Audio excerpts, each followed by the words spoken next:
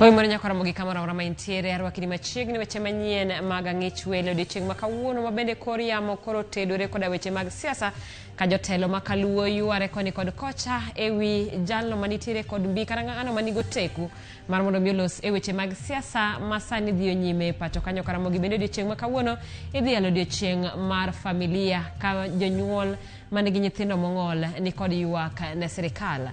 Mokwongo warang'ane thuond weche. The streets, so be it. If we have to say, let the transport sector stop until these matters are addressed, we must do so. Jatend DCP Rigathi Gachagua odiro seyo ne sirikal ewi nengo mauta sama sirikal to pod omako ni gitemo mar reso jo-Kenya. You can't come from nowhere to start advising me. First, seek an elective position, be elected, and then people will start also nurturing you as a leader going forward. Jatend migawo mar omenda John Mbadi owuok tung' mosuo gi jaod bura ma Iyala Winnie Odinga konyise mondo wedo jatijene mosetimo kuom higni buora. Jonyuolwa ma onge gi tije matimo kaka gi tije sirikal wakwayo imiyo giga 2000 to 2000 notin koro wakwayo kapo ni ginyalo medo lwetgi. Jonyuol ma nyithindgi ong'ol koro kwa sirikal mondo ket jonyuol duto manigi nyithindo mong'ol e kind jogo ma ok chulo osuru e pacho kae sama odhialo odiechieng' familia kawuono.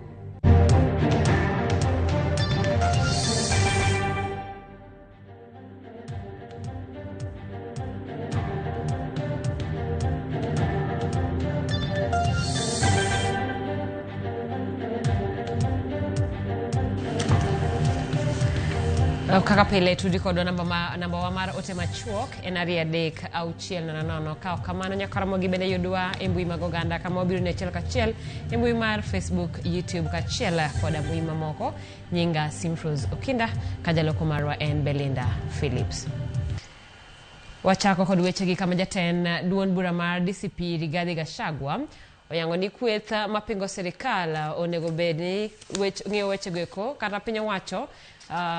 Rigathi Gachagua yango ni kweth mapingo piny owacho chano bago ng'anyo mar tipo chieng' tarik 25 mar dwe mar auchiel higani kadore kod nengo mamalo mar modhi odiechieng' onogono maybe timera par mar ng'anyo mag Gen Z mane oneno e pacho kae. Kata kamano jatend migawo mar teko Opiyo Wandayi mane otimo limbe gwenge mag imbo mar piny oseyo Gachagua koyango ni ohero geto jatend piny seche duto kokwaye mondo tim nonro mare makare. Sharon Ong'awo ni kod ler mathoth. Ne en mor kod ilo e paundeki maduong' mapachoka mar JKIA e kinde mane johera mag jatend duond bura mar DCP Rigathi Gachagua nochopo kanyo mar goyo ne oriti motelo ne limbe mare e piny United Kingdom. Kinde machuok kapok ne wuok e pachokae, Gachagua nomedo duonde e nengo mamalo mag modhi mabende duol mar EPRA nolando jumane. It is targeting consumers. Prices of food will go up. Prices of consumer items will go up. This situation cannot be allowed to continue. Gachagua luongo ng'anyo mar tipo chieng' tarik 25 mar dwe mar auchiel. Ng'anyo michano time e kinde ma itimo rapar mag ng'anyo mag rowere mag Gen Z. If we have to take to the streets, so be it. If we have to say, let the transport sector stop until these matters are addressed, we must do so. Bendo kwedo winjruok e kind sirikande mane piny Kenya oketo gi kembe ma oromo e pacho kae. Komedo ni winjruok makamano ok osebedo ka gayo jo Kenya kuom medruok mar nengo modhi. Is a fraud. We had been told when I was in government that it was supposed to regularize prices and cushion the people of Kenya from sporadic changes in pricing system. But the price keeps on going high. Gachagua bendo tudo nyinyo mamalo ma iyude nengo modhi gi nyiepo mar kambi mar mo mar Talo Oil mantiere e county ma Turkana koyango kaka osebed ka itiyo kod omenda e sekta mar mo e yor arietha, which is dangerous because sulfur, when it is exposed to the environment, turns into sulfuric acid, and that is not good for our ages. Nomedo duonde kaluore kod yiero ma adundo mane otim jumani e kar chung'od bura ma Emurua Dikir. To komachielo duol mochung' ne kembe kod ohelni pacho kae KNCCI bendo se medruok mag nengo modhi e pacho kae kipimo kod pinje mamoko maoko. KNCCI ochiwo paro ne piny owacho kako winjo ga nengo modhi. Moko kuom paro magichiwo riwo biro kod yore mag gayo medruok mag nengo modhi, ng'iewo osuru ma ojakawe nengo modhi, ahinya to e nengo mar diesel, keto e yo mahuyanga kaka nengo modhi ojachopi dwe ka dwe, neno kaka inyalo sir jo ohala matindo tindo e kinde ma nengo modhi oidho malo. Paro mamoko oriwo duoko chien nengo mag wuoth e kinde ma ikeyo mauta e kor gwenge mopogore, tego piny Kenya mar piem makare kod pinje mamoko kaluwore ni thoth modhi kadho e nama taro e dho wath ma pacho kae kadhi e pinje maoko e kind paro mamoko. Kane gitimo limbe e gwenge mag imbo mar piny Kenya, jatend migawo mar teko Opiyo Wandayi kaachiel kod jatend jotije kotu Francis Atwoli bendo medo seyo Gachagua kaluwore gi seyo mage. Kwa hivyo akiwa na shida yoyote kuhusu mambo ya mafuta au stima aniulize mimi. Awache kutataja jina ya Mheshimiwa Rais Ruto kila mara. Mambo ya mafuta ya Turkana ni ile jambo ilidhinishwa na bunge la taifa. Hii mambo ya government fuel importation framework haikuanzishwa jana au leo, ilianzishwa mwaka 2023 wakati Bwana Wamunyoro alikuwa deputy president, na yeye ndiye alikuwa katika mstari wa mbele kwenda kupokea meli ya kwanza ya mafuta under G2G framework kule Mombasa. Inakuwaje sasa G2G ni mbaya na wakati alikuwa deputy president ilikuwa mzuri? Hiyo ni unafiki. You can't keep on inciting Kenyans that hii mambo ya mafuta, watu wameiba mafuta, serikali imeongeza mafuta, hii maneno ni mbaya, hii wamefanya nini? Hata mimi nilisomea uchumi. Sasa ndindi usidanganye watu jioni usubuhi unatumwa na mtu anaitwa Wamunyoro. Magidu totimore nyaka sani. Jorem nyamburko matingo jowuoth bende ochano bago ng'anyo mar tipo chieng' tich mar juma mabiro kotendre kod medruok mag nengo modhi. Sharon Ong'ao, Ramogi TV. Kawadhi nyime ni jatend piny William Ruto onyiero jotelo mag kweth mobalo kod sirikal kaka jotelo maonge kod paro maliw matelo ne Kenya. Ruto ojara achiel kuom jodito mag kweth mobalo kod sirikal mawacho ni osebet e lemo duto mag sirikal kuom higni 50 mokalo. To kata paro mar gero thurgi ne oongego omiyo ok onyal gero Kenya. Kaka jafwambo mar siasa Chris Owino miyo waler, jatend piny osoko jodak mag imbo mag Kenya kuom nindo e ombulu moyawo milion 1.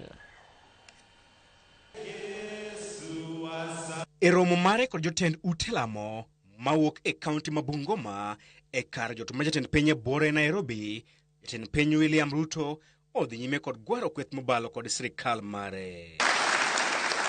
E milome mare ne kweth machano gole e loch e yiero mabiro, Ruto ojaro gi ka jotelo maonge kod paro maliw mar telo ne piny Kenya.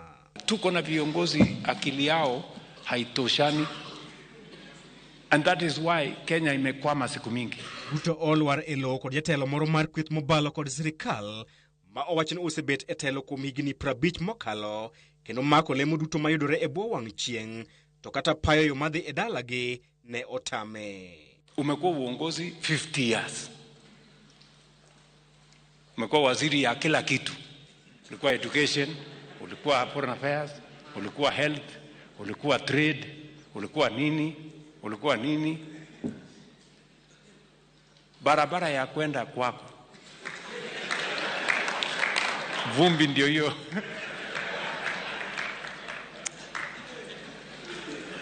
Nyinyi mnanielewa? Sasa ndio nikauliza swali. Sikizeni nyinyi maaskofu. Mtu hana akili ya kupanga barabara ya kwenda kwake. Atapata wapi akili ya kupanga barabara ya kuja kwako? Asere mag Ruto odhi nyime kod chwer ka koth ni jatelo no ma owacho ni paro kende ma en go en chano wiye kod dosruok omiyo konyal kelo lokruok moro amora ne oganda jo Kenya. Hata mimi William Ruto, even if I was not president today, I am a Kenyan. Sindio? And I also want a person mwenye ataongoza nchi yetu mwenye ako na akili. Sio mtu mjinga. Kwa sababu mtu mjinga atatuzamisha sisi wote. Ama? Yes.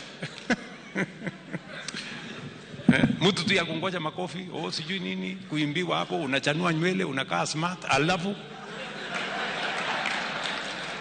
Orlando mag jatend piny bende olwar tok oganda jo Baloya ma owach ni urem ka ombulu milion 1.3 ka onyiso gin dongruok ipango kod kwan mag ombulu.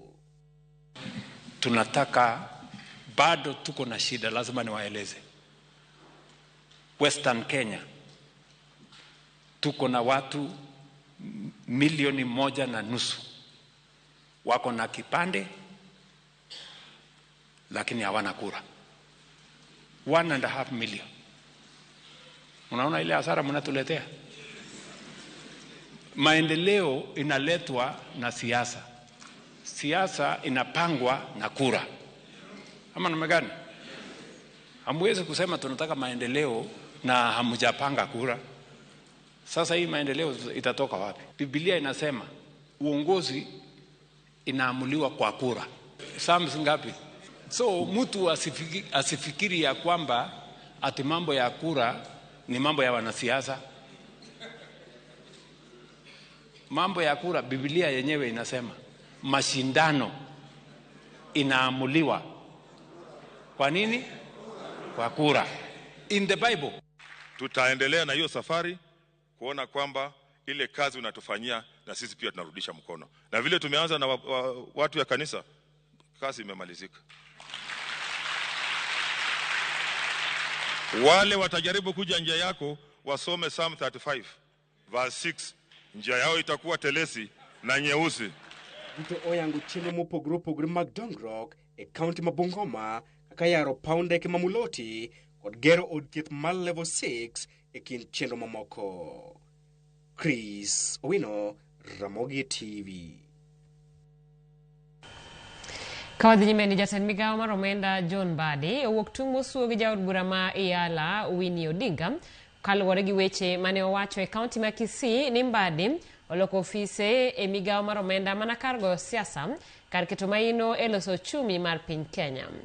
Mbadi mane loso e gweng' ma Got Kojowi e kar chung'od bura Mandhiwa e kinde mane oyawo ayanga gedo mar apaya ma Got Kojowi kochomo Sogo Otati ne okoni Winnie onge kod thoche kata lony moro amora ma onyalo nyisego kaka onego ta tijene e migawo mar omenda e pacho ka. Mbadi okwedo mokalo Winnie Odinga kowacho ni lony mosebedo godo e sirikal kod lemo mopogore ma osemako e bunge mar piny Kenya. Winnie ok nyal chope ka onyise mondo wuog oko mar laro lemo mar siasa e yiero mabiro. Yesterday niliona watu wengine, they are trying to advise me how to be a minister for finance. You can't. You have no capacity to advise me. I have been chairman of ODM under Raila Odinga for 10 years. It's not a mean achievement. I have been minority leader for 5 years. It's not a mean achievement. I am now minister for 2 years. It's not a mean achievement. I was assistant minister in the office of the prime minister. It's not a mean achievement. You can't come from nowhere to start advising me. First, seek an elective position. Be elected. And then people will start also nurturing you as a leader going forward. But we are not going to tolerate petty and small and juvenile politics. I am not ready for that.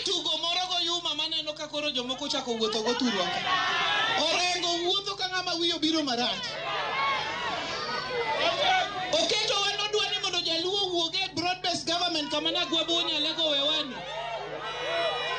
ni wadi opposition wadi wago one time nyithinduone gi ni karuka waduoge sirikal unu nyalo yiego yumano anejo moyiego yumano gi badgi anejo modagi ni mano yuma mokwajoneke Wangiane ni to wadwa dino lam wawango kawanda mana koso wadwa no yawnwa yore owichnwa e lam ogernwa kaka koro timore kani nikech jomoko pod aneno kokasu gi weche manono ni wan wadagi wan wadwaro lokruok wan wasiko wadwaro lokruok makata wan kuma bero chako neno to wasiko mana ni wadwaro lokruok kare en lokruok amo wadwaro joduo.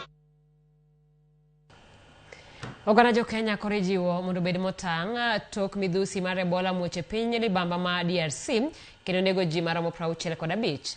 E oboke ne utofwambo migawo mar thieth e pacho ka lero ni nyaka chop odhiambo manyoro ji 246 ne chich godo ni ogamo midhusi no ka ji 65 osewito ngimagi e alwora mar Ituri mane piny libamba mar Democratic Republic of Congo. Kata obedo ni pinje mantiere alwora mar Afrika ma ugwe ni kama rach mar yudo tuoni kaluwore kod wuodhe e tong', migawo mar thieth lero ni piny Kenya ok ni marach ahinya mar yudo midhusi ni. Moko kuom ranyisi mag Ebola oting'o koyo, olo mar del, wich bar kod leche maremo, ng'ok kod nyaldiema, rem e ich, chwer remo ma apoya kata adhonde. Kamano bende Ebola landore koluwo remo kata pi del riwore kod mar jatuo, alwora mosemul kod jatuo, jamni matuo kata mwandu mawuok kuom le mag bunge. Jopiny jiwo mondo orit ler kendo wuoth ka otang' ka sirikal keto yore mag timo apedha e temo gayo chopo mar midhusi no e pacho ka.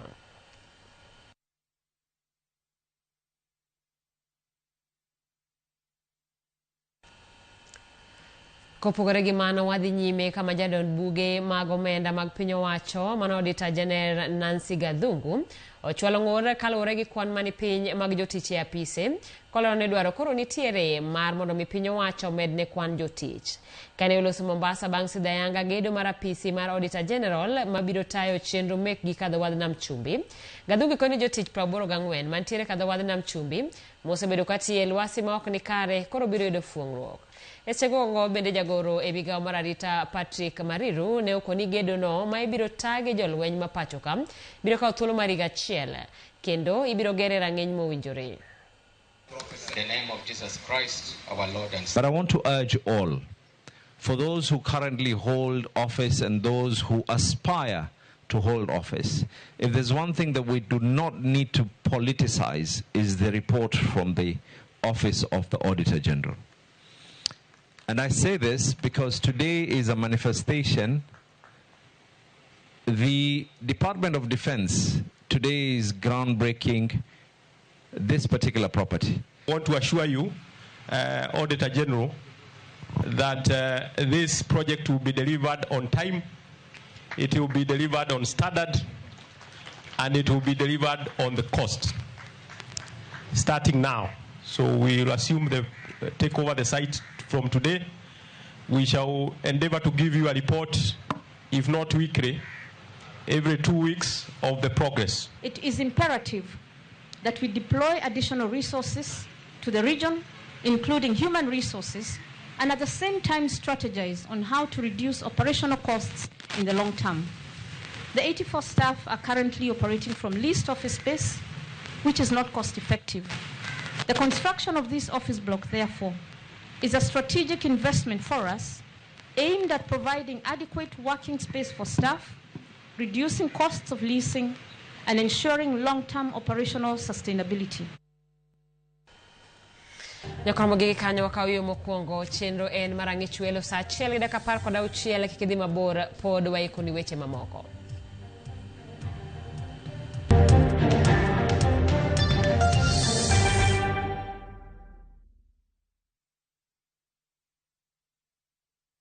You know how sometimes you just need to switch off for a bit, step away from everything and clear your head. Spend 2 nights in the Masai Mara from 40,000 Kenyan shillings per person sharing with View Travel. In a Land Cruiser, just you, your people and your guide. During the day, you are out on game drives, seeing wildlife up close, the open plains, the whole landscape. Then you head back to the lodge. Rest, switch off and just enjoy the quiet. This is the season to actually experience it. Visit View Travel and let's plan your low season travel. Call 0703 254 254. View Travel. Dream, explore, discover.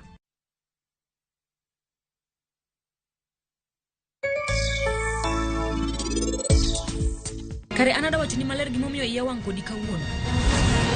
Onge tinde mondo unuwondu nikech ana chung' kodu kae. Gimoro amora ma unusebedo kupando, anang'eyo gimoro amora.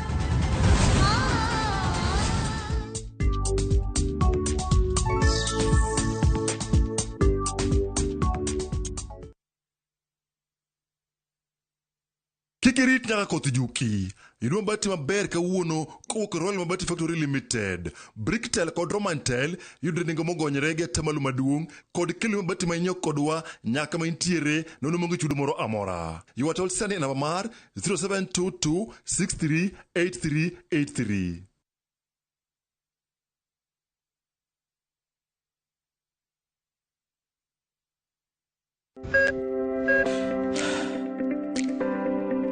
E chuny ogandawa, ngima mar del en mwandu maduong'ie moloyo.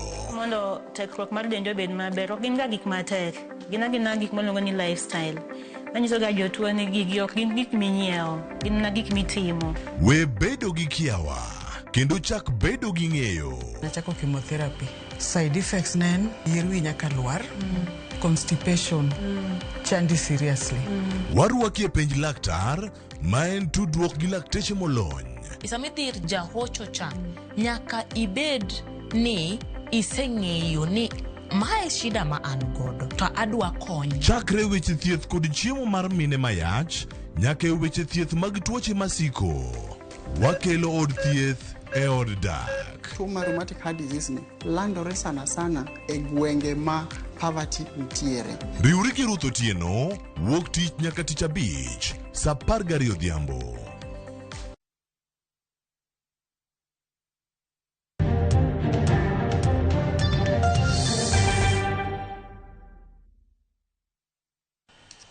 Machiegni kendo wadhi nyime kama riwruoge makedo ratich jonyuol ma nyithindgi nitiere kod ng'ol kaachiel kod jonyuol ma nyithindgi ong'ol koro kwayo sirikal mondo oket jonyuol duto ma nyithindgi ong'ol e kind jogo ma ok chulo osuru e pacho ka.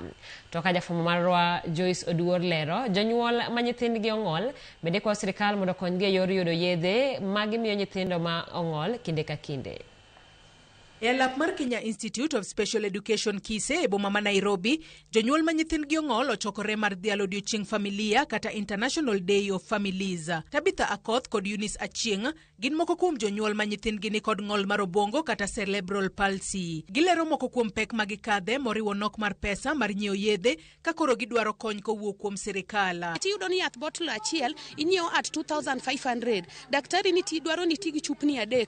Tablets mondik be pok inyiewo. Koro iyudo ni all along inyalo spend 10,000 in a month. To duto nyithindo go kwasenyuolo gi challenges mwakadhe ibedo jobless. Koro kanyal afford yedhego. Koro akwayo government, Mr. President marwa, kinyalo konyowa mondo wayud kaka jo ARVs yudo yath. Wabe wayuda yuda mekwago. Wabedo gi kadi moro to wadhi kawo yedhego. Nyithindo gi kendo gitiyo gi Pampers for the rest of their lives. Samoro yudo ni ka janyuol maonge gi gima timo, yudo ka nyathini no samoro kata kaka inyalo tuye gi Pampers onge. Jonyuol go bende kwayo sirikal mondo kaber to oketgi kin jogo ma ok chulo osuru e pachoka kendo medgi pesa ma imiyo gi dwe ka dwe. Jonyuol ma at least are employed mondo gibed tax exempted, mondo pesa ming'ado gi godo tax no endo giyud kaka ginyalo konyo godo nyithindgi. Mar ariyo, jonyuolwa ma onge gi tije matimo kaka gitije sirikal, wakwayo imiyo gi ga 2,000 to 2,000 notin. Nyithindo gi nyaka timne gi therapy. Be nitiere kata kad moro minyalo losnwa kaka SHA minyalo losne mine man gi nyithindo man gi disability. Koro kadino kwasebedo go to government ema chulonwa kadino to warwayo nyithindo nikech nyithindwa gi ok onego bed ni miss therapy. Jakom mar riwruok ma ok mar piny owacho mar Nexus of Caregivers and Parents of Children with Disabilities Kenya mokelo kanyakla jonyuolgi kendo kedo ne ratichgi wacho ni atamalo maduong' mar jonyuol ma nyithindgi ong'ol onge tije gino makelo negi pek e rito nyithindogo. Almost 80% of our members, also caregivers and parents, they are not in employment. You find a parent has a child with disability and the parent is supposed to spend over 50,000 per month only on medication. This law for free medical services for all persons with disabilities is done. So this parent, at least, instead of spending 50,000 on medicine. We want to push for flexible working hour in all organizations in Kenya, be it teachers, be it a police, everywhere. Because when a child with a disability at home, it is a full-time caregiving. So that's why we now want to introduce, through the policy change, that there must be a flexible working hour for the parent who has a child with disability. Jotelo mane oyuoro e nyasi no moriwo Senator Mogwel Crystal Asige, Jaod Bura ma Iyala David Sankok kod Jaod Bura Mogwel Harold Kipchumba manitiere ng'ala manyime e chwalo agenda mar jomong'ol e pachoka bende ok odong' chien e nyiso sir margi ne jonyuol ma nyithindgi ong'ola. We are also here to advocate for the cash transfer 2,000 really. Surely, even wazee wa kijiji siku hizi wanapatiwa 3,000.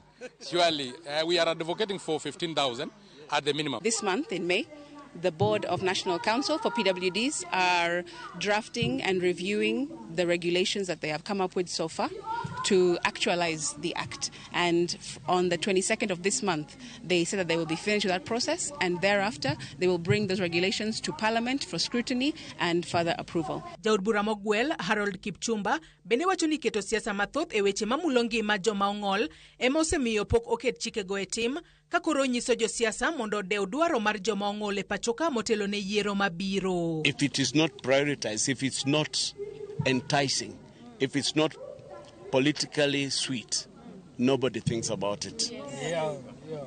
And therefore, that's one of the reasons why the issues of disability, children with disability, and parents and caregivers is still not yet capturing the mood. Joyce Oduor, Ramogi TV, Nairobi. Wadhi nyime gi weche manyien ka Jaod Bura Mandhiwa Martin Owino dwani sirikal kokalo migawo mar somo oru chenro mar choro nyime skunde moko mabende nitiere alworano e rang'iny mar C1 kata National School kaka achiel kuom yore mag ting'o malo rang'iny mar somo e kar chung od burano. Owino wacho ni nitiere skunde moko 3 madito e alwora Mandhiwa masani onego koro keti rang'iny mar National School kendo gidhi nyime gi luwo kod migawo mar somo maneno ni skunde go chor nyime e rang'iny mowinjore kodgi. Owino koni skund yawuoyi mar Atanga, mano ma Mirogi kod skund nyiri ma Magina oserome bedo e rang'iny mar National School kendo onego golgi e rang'iny ma gintiere sani. Jaod burano mane loso e skund sekondar ma Kaguria e ward ma South Kabuoch e kinde mane ochiwo omenda mag basari maromo silings $73.3 mar jolosomb jopuonjre okoni ne oseoro kwayo ne migawo mar somo mondo yie oket skunde 3 go e rang'iny mowinjore.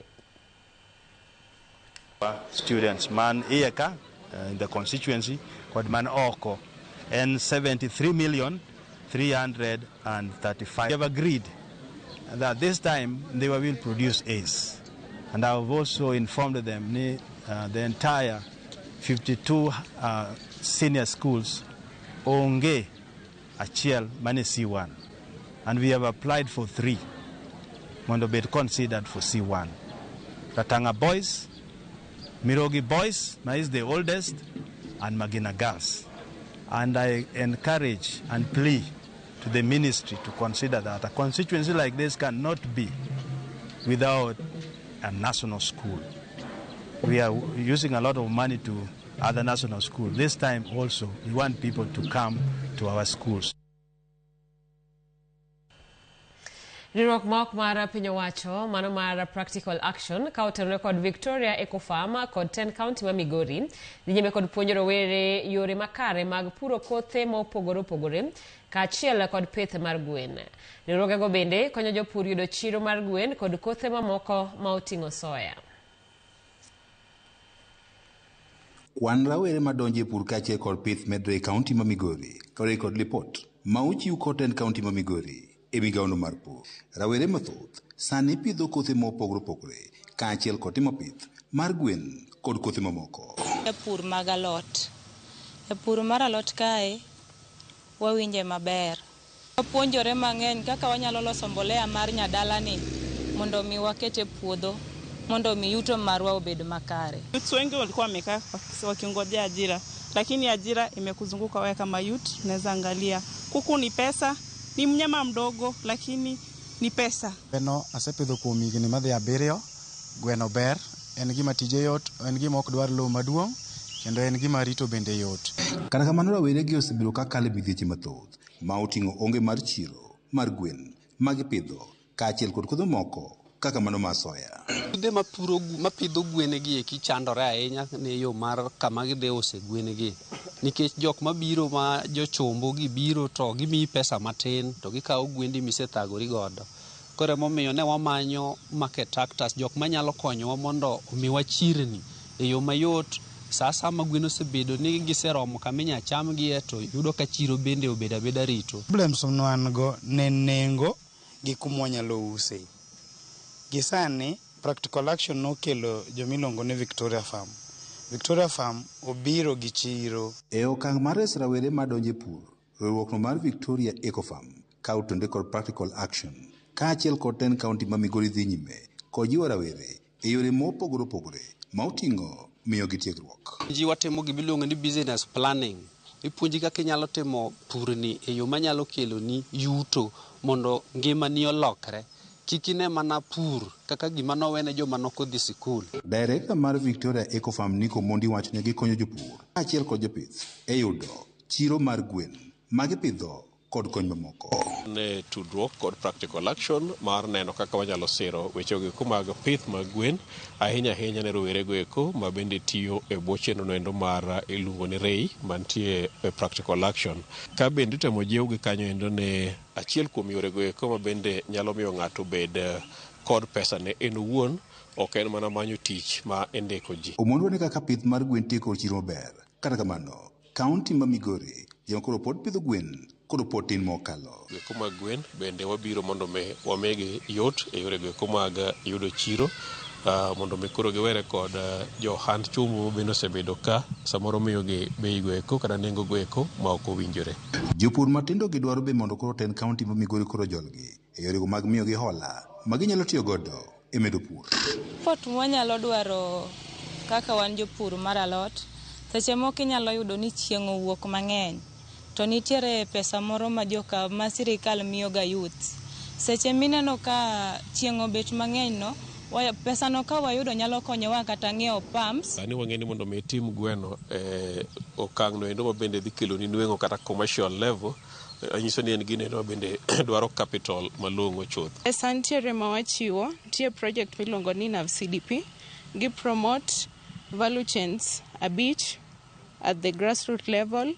Koro through NAV CDP nitie SACCOs manobedo formed ma wamiyo pesa ne jopur mondo gichak go ohala. George Juma, Ramogi TV, Migori. Gombo mar bedo gi pi e alwora en gino mathoth ji mawuok e gwenge ma oro kwako ni godo. Kata kamano jodak ma Olkokwe e kaunti ma Baringo dhogi omoko tok pi magikia kama owuokie kelo negi midhiero matamre gi nono. Mana ka jafwambo marwa James Opondo japicha lero en pi manochakore kidam ka nyaka sani olokore nam. Chenro mag wuoth gi somo bende koro bedo gi ng'ikruok. Hii maji ilikuja ghafla. Tulikuwa tumelala usiku maji katokelezea chini. Si maji ati ilikuja na mvua. Of the residents alikuwa amejimba well hapo and 108 feet, lakini ukifika kwake saa hii unachota hiyo maji na jack. En hono magiwuoro kendo wach ma umako dho jodak ma Olkokwe County ma Baringo. Pi wuok e lowo kendo mol ka chokore. Gino maneno kama nyalo chalo nam ma jodak wacho ni olosore mana gi pi mamol matin mane ochakore ka gir kirage. Pigno oselandore ka lachne koro haw mana kilomita 3. Okelo buok ne jodak makono ma puothegi kaachiel gi utegi koro nimo gino ma odaro moko kuomgi. Gima mako dhok ahinya en ni gwenge ma Olkokwe pok obedo gi koth kuom thuolo malach. Ilianza tuseme siku 2 nyumba ikaanza yani ikakuwa sijui unyevu hivi. Tukakaa siku 2, siku ya 3 usiku maji katokelezea, tulistukia tu maji inatambaa. Viatu inatambaa kwa nyumba.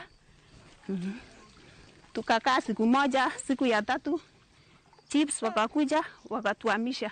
Justin Kibet ma en jalup ruoth ma Olkokwe olero ni familia mohew 60 ni kama tek ka familia ariyo to osedar e miechegi. Hii ndio mashamba yao kwa ukulima, chakula ya mifuko. Tena en maji, kama vile umesikia maji, sasa hawana maji. Maji wanaenda karibu kilomita 5 ndio wapate maji. So how hiyo familia wako na those families are the most affected. Ber mar pitho to ma ok en mano ma jogweng'no gombo ni mondo bedie. En pi madum kendo ok nyal modhe. Cham bende owang'o e puothe. E kinde ni ma jo Kenya yudo pek yudo nyanya magiloso godo kado. Nyanjo Olkokwe to wang' nikech pi ma ok ging'eyo kama wuokie. Haribu sasa mimea. Imeanza haribu marakwe, mahindi. Tunaona hata miti ile ilikuwa area hiyo imeanza kukauka. Imeanza kukauka kabisa. Tunaona sasa ni hatari kabisa. Eneo hili la Kamaech ndio watu wengi hutegemea kwa chakula. So this year hakuna mavuno na ninaona watu wataumia kwa sababu ya chakula. Jolonye weche mag ng'iyo chal mar lowo kotelnegi gi Elizabeth Akinyi lero ni nonro margi ma awiye nyiso ni pi manie bwo lowo e gwengego thoth kendo wuok e wi lowo.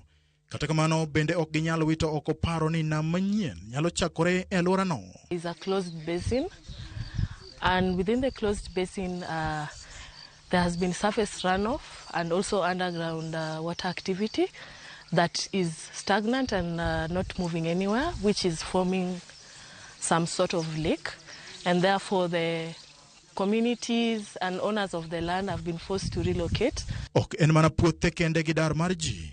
Sylvia Mutai ma en jadaka lero ni apeini bedo matek kalo nikech pi oula ka sikunde mantiere alworano yudo pek mar yudo nyithi sikul nikech luoro ma jonyuol nigo ka nyang' gi repe bende wuok oko mar manyo chiemo gino manyalo kelo pek mar wuoth. Now we are having students and pupils crossing these rivers to school.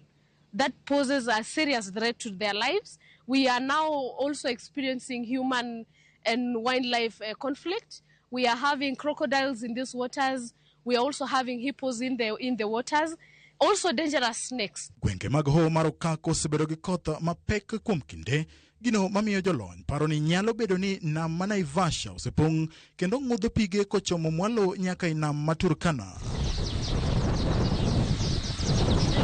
James Opondo, Ramogi TV.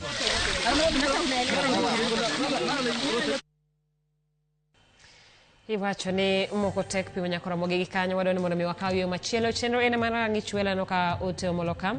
Evans Onyango wacho ni wawinji maber ka wano yugi spacho live. John Wawero uma wacho ni kan Kaloko Beach Sindo awinjo Ramogi maler.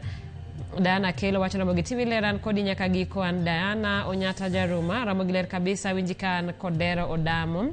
Opija jachuma mar Nyamasari ya Kisumu neno maler kendo makare kawa Nyamasari ya Kisumu kod mino Odama ma Brighton kod jachuma duto ma Kisumu nyako Ramogi imedo oronwa ote marikanyo wakawiyo machuoka pod waduogo gi weche mamoko.